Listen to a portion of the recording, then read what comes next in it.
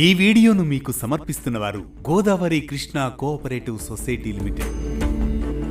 జగద్గురు ఆదిశంకరాచార్య జయంతి భారతీయ ఆధ్యాత్మిక సంప్రదాయంలో అత్యంత మహత్తరమైన పర్వదినం. ఈరోజు కేవలం ఒక మహానుభావుని జన్మదినంగా మాత్రమే కాక సనాతన ధర్మానికి పునర్జన్మనిచ్చిన జ్ఞానజ్యోతి అవతరించిన రోజుగా భావించాలి.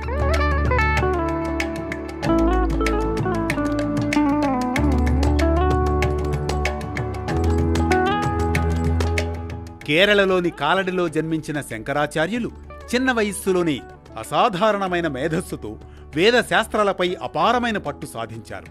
ఆ సమయంలో భారతదేశంలో ఆధ్యాత్మిక గందరగోళం నెలకొంది. వేదాంత సారం మరుగున పడి వివిధ మతపరమైన విభేదాలు పెరిగిపోయాయి. అప్పుడు శంకరాచార్యులు అద్వైత వేదాంతం అనే గొప్ప సిద్ధాంతాన్ని ప్రపంచానికి పరిచయం చేశారు. బ్రహ్మ సత్యం జగన్మిథ్య జీవో బ్రహ్మైవ నాపరః అనే వారి ఉపదేశం మనిషి జీవన పరమార్థాన్ని స్పష్టంగా చూపుతుంది. అంటే ఈ జగత్తు అనిత్యం, బ్రహ్మమే నిజమైన సత్యం, జీవుడు కూడా అదే పరబ్రహ్మ స్వరూపమే అని వారు బోధించారు.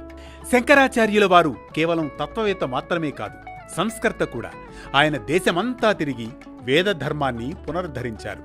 శృంగేరి, ద్వారక, పూరి, బదరీనాథ్లలో 4 పీఠాలను స్థాపించి ఆధ్యాత్మికతకు ఒక బలమైన వ్యవస్థను అందించారు. భక్తి, జ్ఞానం, కర్మ ఈ మూడింటినీ సమన్వయంతో జీవించాలనే మార్గాన్ని చూపించారు. పరమార్థ దృష్టిలో శంకరాచార్యుల బోధన ఎంతో లోతైనది. మనిషి తనను తాను శారీరకంగా మనస్సుగా భావిస్తూ మాయలో చిక్కుకుంటాడు. కాని నిజానికి అతడు పరబ్రహ్మ స్వరూపమే. ఈ అజ్ఞానాన్ని తొలగించడానికి జ్ఞానం అవసరం. తత్వమసి, అహం బ్రహ్మాస్మి వంటి మహావాక్యాల ద్వారా ఆయన మనలోని దివ్యత్వాన్ని గుర్తు చేశారు.